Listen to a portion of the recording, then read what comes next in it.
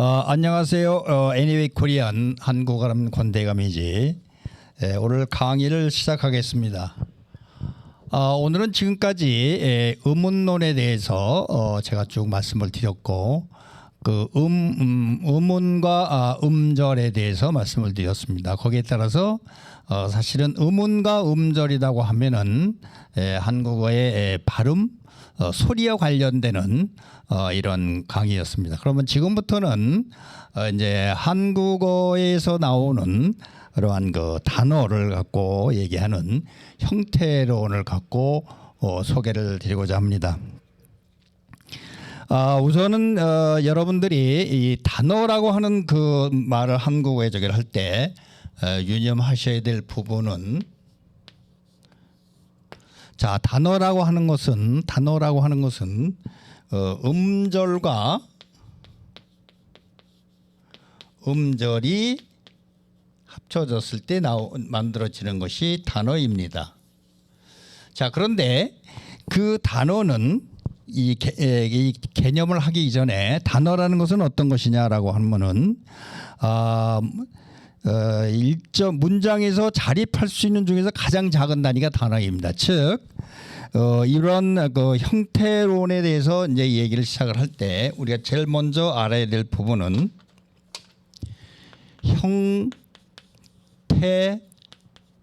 형태소라고 하는 단어와 형태라고 하는 단어의 개념을 좀 알아야 된다고 생각을 합니다. 즉 형태소라고 하는 것은 뭐냐라고 하면은 쪼개면은 더 이상 뜻이 없는 무의미, 뜻이 의미가 없어지는 그 단위까지 가장 작은 단위가 형태소고, 이 형태는 좀 더 구체적인 것을 얘기를 하는 겁니다. 자, 그러면 어떤 것을 형태소라고 하고 어떤 것을 형태라고 하는 것을 예를 들면 이런 것을 갖고 한번 설명을 드리고 싶습니다. 여러분들이 좋아하는 음식 중에서 한국에 라면이 있습니다. 이 라면은 단어입니다. 그런데 여러분들이 이 단어를 쪼개면은 더 이상 뜻이 없어지는 아주 가장 최소한의 단위입니다. 이것이 지금 형태소라고 하는 것은, 형태라고 하는 것은 라면이 이렇게 있으면은 여기에 어떻게 또 분류가 될 수 있냐 하면은 생산업자, 메이커별로 이렇게 또 나눌 수가 있습니다. 지금 무슨 얘기냐면은, 자, 농심라면도 있습니다. 또 삼양라면도 있습니다. 삼양라면도 있죠.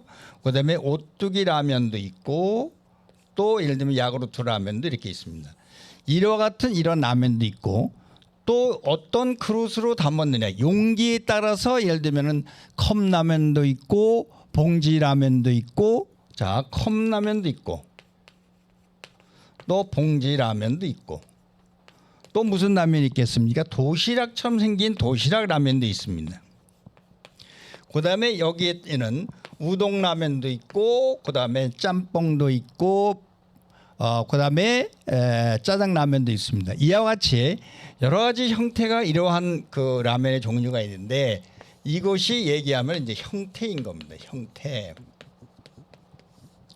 그리고 이와 같은 최소한의 더 이상 쪼개면 의미가 없어지는 최소한의 의미 단어를 뭐라고 그러냐면 우리는 형태소라고 한다 이런 얘기죠. 형태소.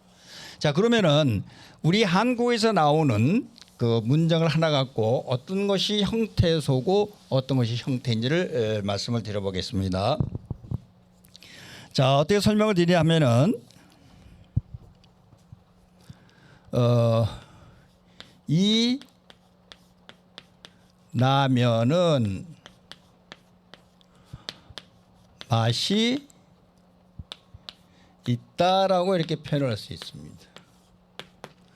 근데 여러분들 귀에는 이건 어떻게 들리냐 하면은, 여러분들 귀에는 이 라면은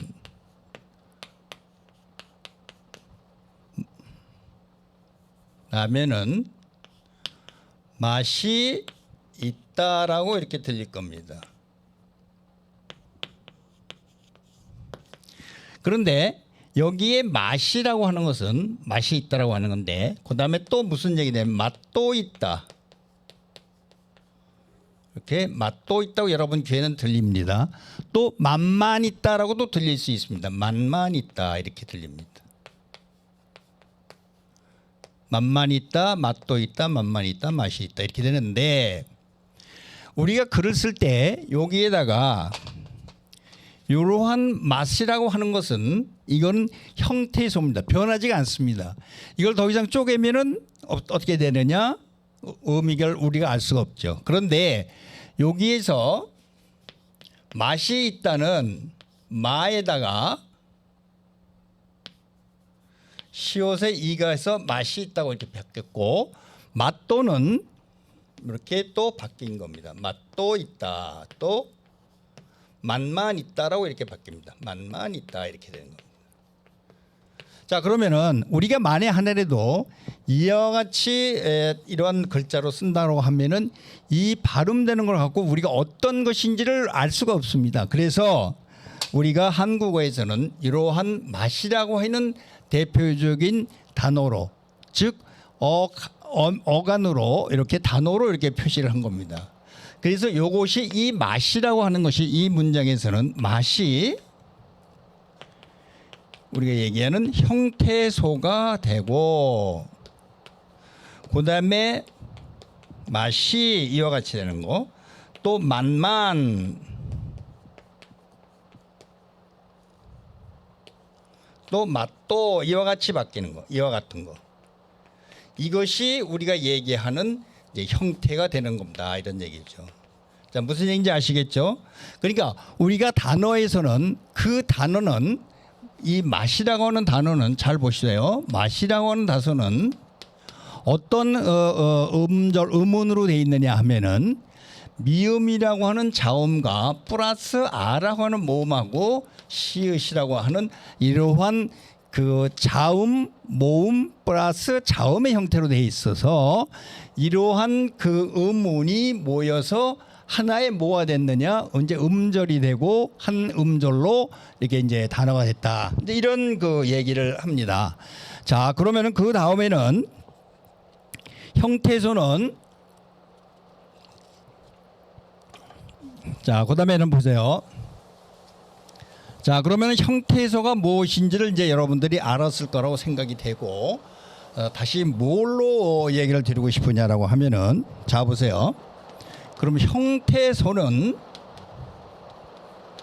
최소한의 단어입니다. 더 이상 쪼개질 수 없는 단어인데 이 형태소가 실질적 의미를 갖고 있느냐 형태소가 실질적인 의미를 갖고 있을 때 이게 있다라고 하면은 이게 무슨 적이 되냐 하면은 yes 하면은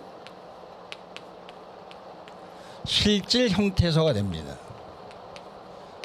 즉 실질 형태소라고 하는 것은 어휘 형태소라고도 얘기를 합니다. 즉 어휘 단어로 되어 있는 건데 그다음에 실질적 의미가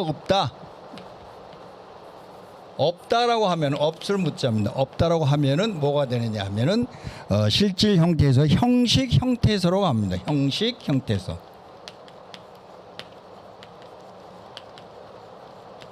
즉 실질 형태소라고 하면은 다른 말로 바꿔서 얘기하면은 문법 형태소라고 얘기를 할 수 있는 것입니다. 즉 문법적인 요소를 갖는 것을 형식 형태소라고 하는데 거기에는 뭐가 들어가냐 하면은 여기에는 우리가 이제 품사 얘기가 나올 겁니다. 품사가 얘기가 나오는데 조사가 있고 또 뭐가 있냐면 어미가 있고 지금 어간이 있습니다. 조사가 있고 어미가 있고 그다음에 어미가 있고 그다음에 잠깐 보세요. 조사가 있고 어미가 있고 그다음에 이제 접사가 있게 됩니다. 자, 접사가 있습니다. 자, 그럼 실질 형태에서 쓸 수 있는 것은 뭐가 있냐면은 품사로 얘기하면은 명사,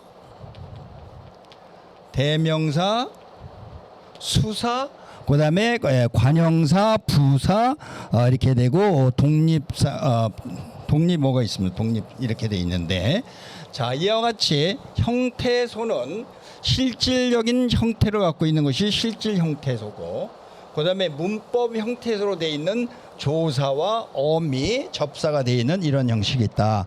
이런 얘기를 합니다. 자, 그러면은 설명이 좀 어렵게 됐습니다만은 한 예문을 갖고 제가 한번 더 설명을 드려보겠습니다. 자, 어떤 예문이냐 하면은 하늘이 매우 맑다.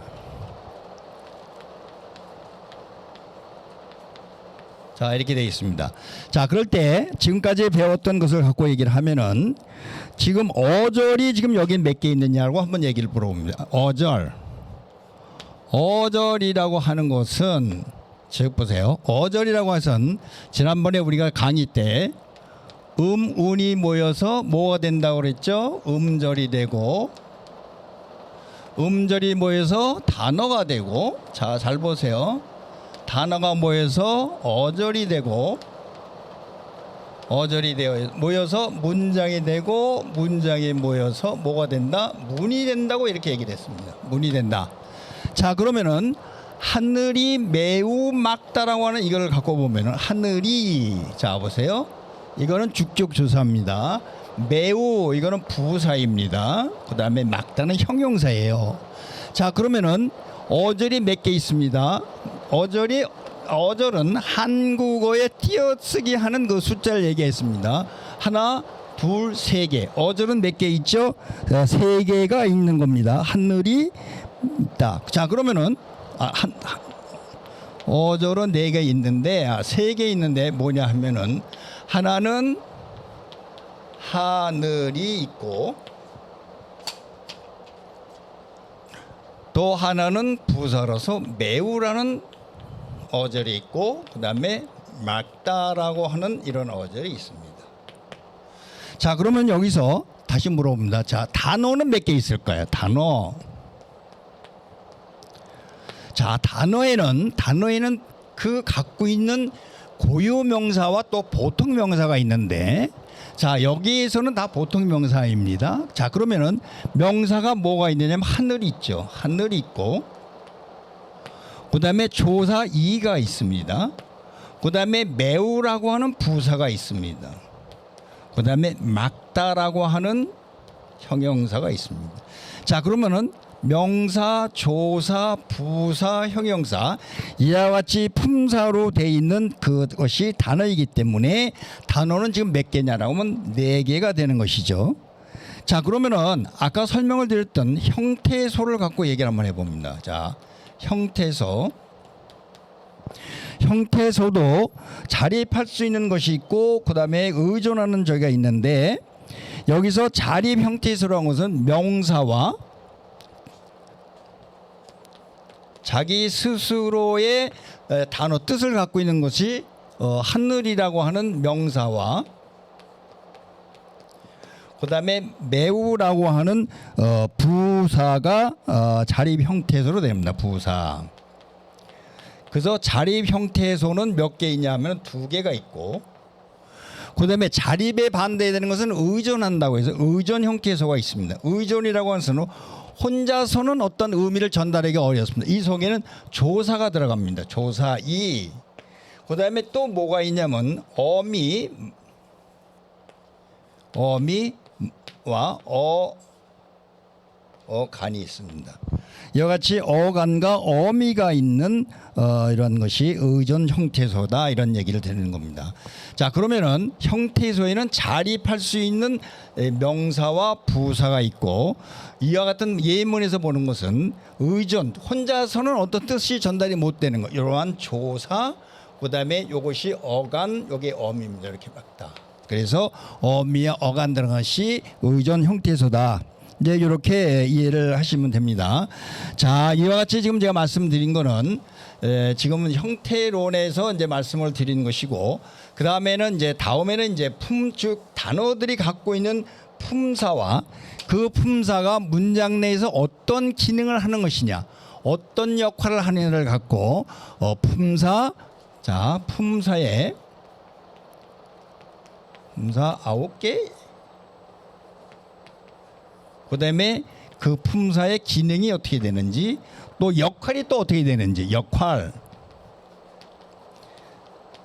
요거를 갖고 다음 시간은 또 한번 자세하게 설명을 드려보도록 하겠습니다.